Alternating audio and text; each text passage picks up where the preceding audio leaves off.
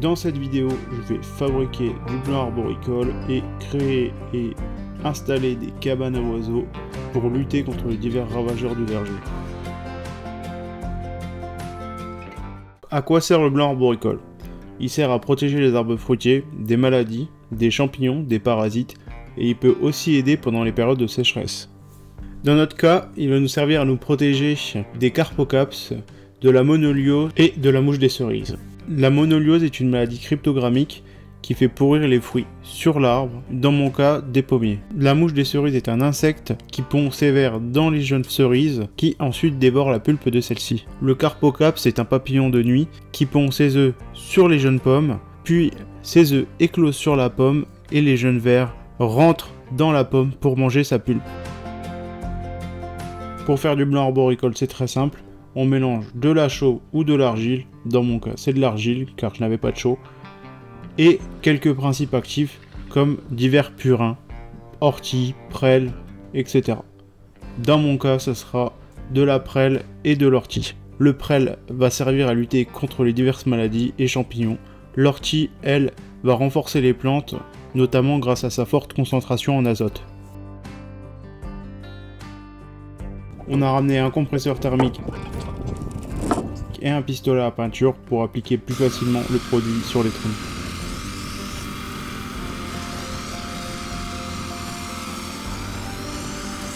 Pour les jeunes arbres qui ont des écorces lisses, on a appliqué le blanc arboricole au pinceau.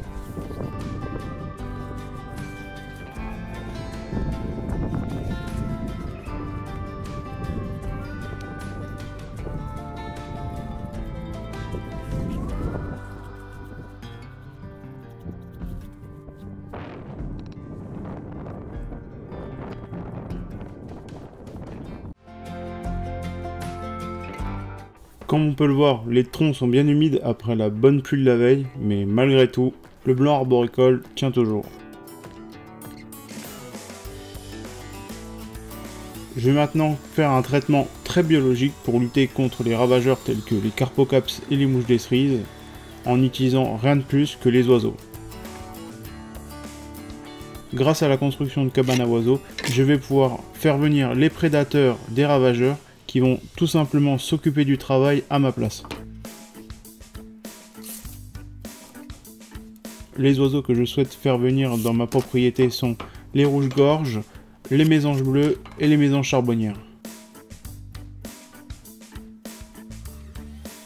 J'ai trouvé les plans des cabanes sur internet sur un site qui s'appelle nichoir.net.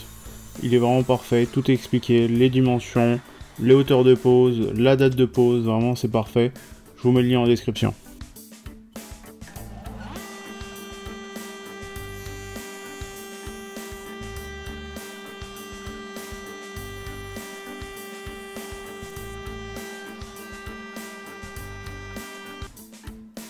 Pour ceux qui auront reconnu, tout est réalisé avec du bois de palette que j'ai récupéré, que j'ai ensuite collé ensemble pour faire des planches plus larges.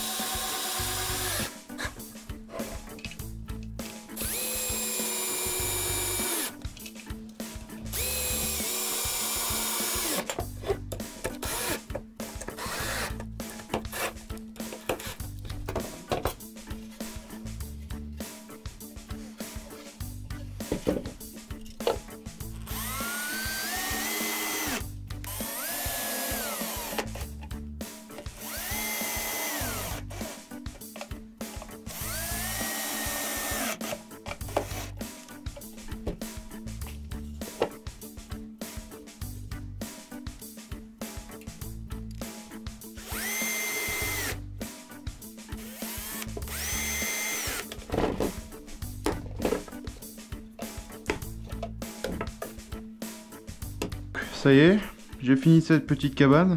Bon, elle est pas parfaite, hein. Il y a des défauts, mais bon, franchement, j'allais pas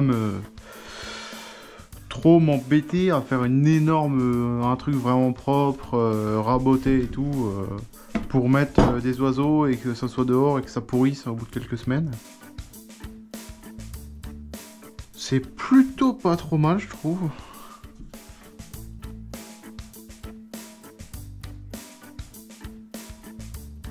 On va voir, j'espère que les rouges-gorges vont aller dedans. Hop. Et j'ai aussi les deux autres cabanes que j'ai faites. Donc celles-là, elles ont déjà de l'huile de lin. Faudrait que j'aille en mettre une un peu sur celle-là. Le problème que je vais avoir, c'est que les couvercles sont quand même... ils sont lourds, mais ils sont entre guillemets ouvrables. Et le problème que j'ai, c'est que je suis quasiment sûr que deux de mes petits amis vont avoir un peu de garde-manger si je les laisse comme ça. Parce qu'ils sont du genre à bien aimer les oiseaux, quoi.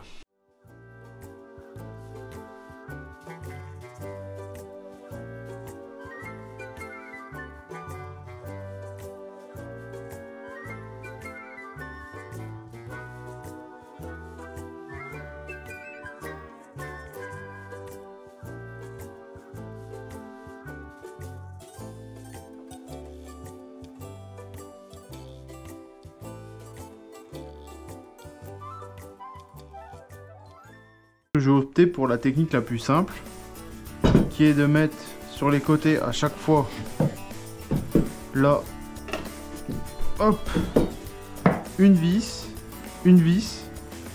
et mettre un bout de fil et faire un nœud. Et j'aurai juste à défaire le fil ou à le couper pour faire la maintenance quand j'en aurai besoin dans quelques mois.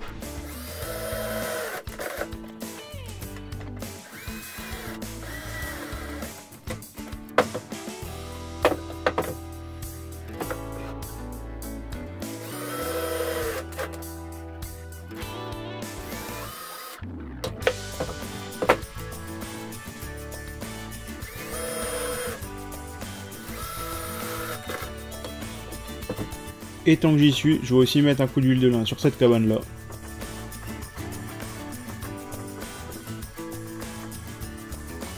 L'huile de lin sert à protéger les cabanes de l'humidité, des insectes, de tout. C'est vraiment une protection facile à appliquer et très économique.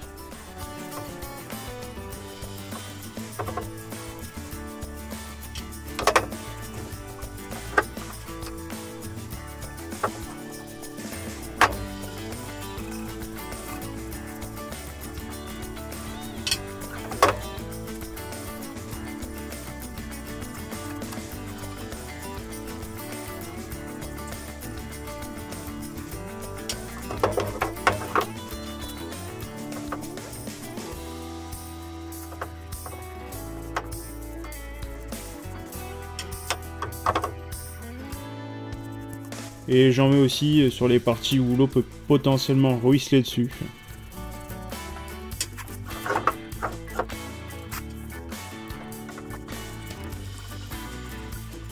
Je vais juste éviter d'en mettre sur les parties intérieures, là où il pourrait potentiellement y avoir des oisillons, parce que je ne sais pas exactement si cela peut être néfaste pour eux.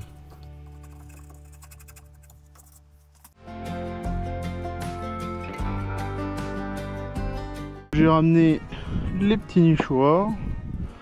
Voilà. J'ai ramené normalement, je les ai pas perdus, les petits anneaux. Donc je vais les passer, en mettre peut-être un ou deux de chaque côté là. Enfin, deux j'en aurais passé, mais au moins un. Voilà. Juste pour pouvoir les passer la corde que je vais accrocher autour d'un arbre. Comme ça va permettre de pouvoir accrocher une nichoir.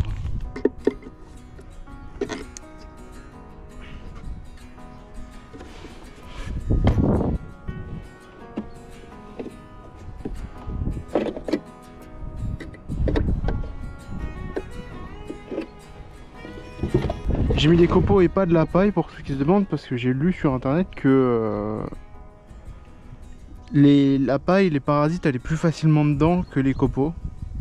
Alors est-ce que c'est vrai ou est-ce que c'est encore un truc d'internet, je sais pas, mais ce qui est sûr c'est que j'ai mis des copeaux puisque j'en avais.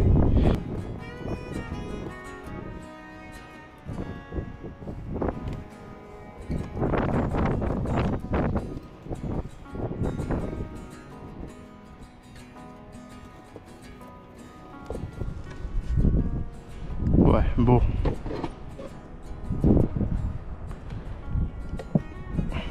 Ça devrait le faire. Alors, du coup, celle-là, faut se référer au plan. Alors, donc celle-là, la plus petite, c'est celle à mésange bleu. Donc, mésange bleu, il faut... j'ai un mètre. Alors, mésange bleu, c'est rose. Hop. Et donc la mésange bleue, ils disent entre 2 et 4 mètres.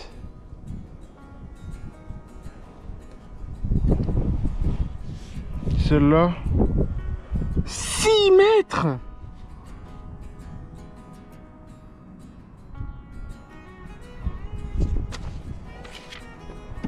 Ouais. Hein. Elle sera à la hauteur où elle sera.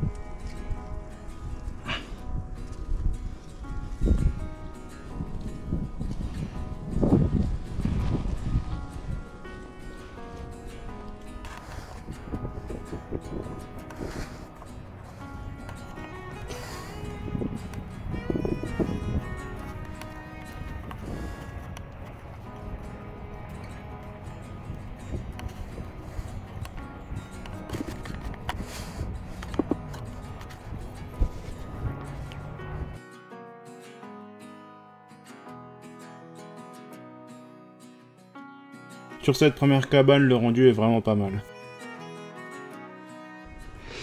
Et alors le truc qui est un peu, c'est vrai que c'est un peu gênant, c'est que vu que je leur ai mis de l'huile de lin, j'en mets souvent beaucoup, surtout les trucs qui vont rester, tout ce que je fabrique qui va rester beaucoup dehors. Parce que je préfère que ça soit vraiment protégé, pour que ça dure plus longtemps quoi.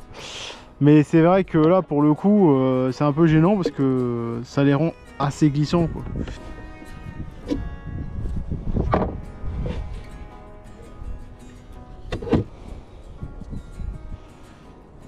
Puis ça c'est un truc, la corde, ça arrive à faire des nœuds, même moi j'arriverai pas à les faire. Ça c'est toujours... c'est exactement comme le fil de pêche, peu importe ce qu'on fait, à chaque fois ça fait des nœuds, et à chaque fois c'est vraiment trop chiant à défaire.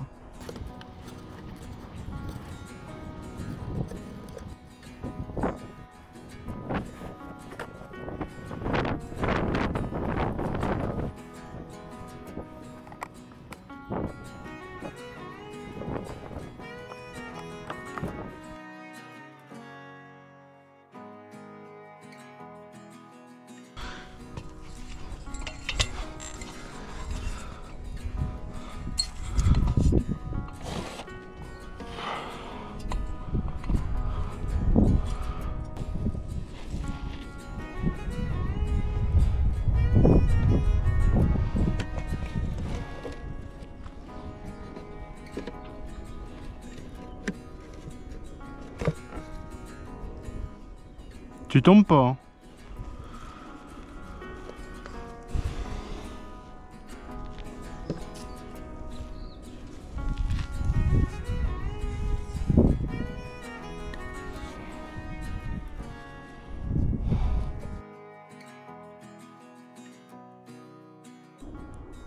Eh, tu peux venir dans les maisons, hein. J'ai fait les maisons. Faut venir dedans. Ils s'en foutent hein.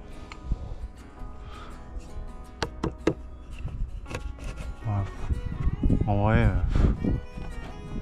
Ouais, pour que ça bouge, faut quand même y aller. Je pense pas que le vent va pouvoir mettre autant de force, mais bon, on verra. Bah, si elle tombe, bah c'est tout. C'est que j'aurais vraiment mal fait mes nœuds.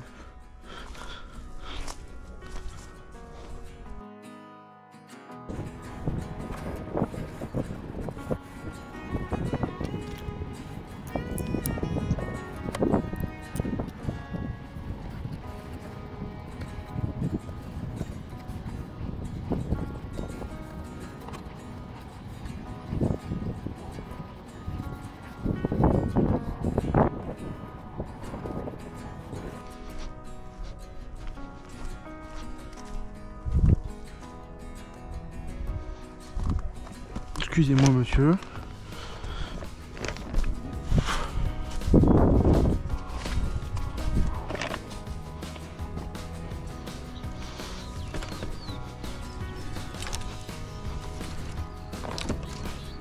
Hop là.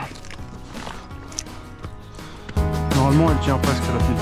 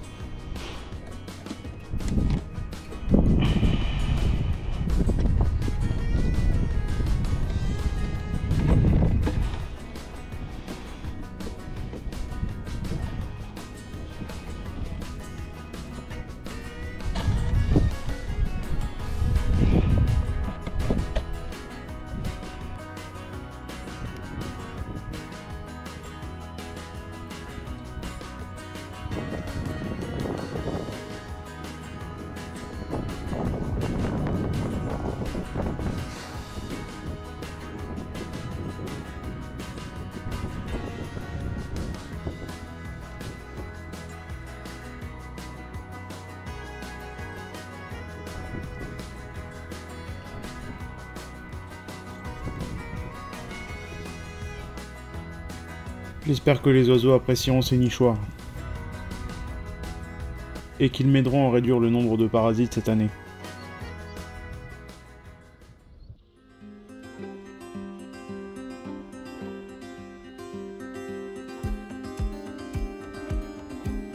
Mais il reste encore beaucoup de travail à faire.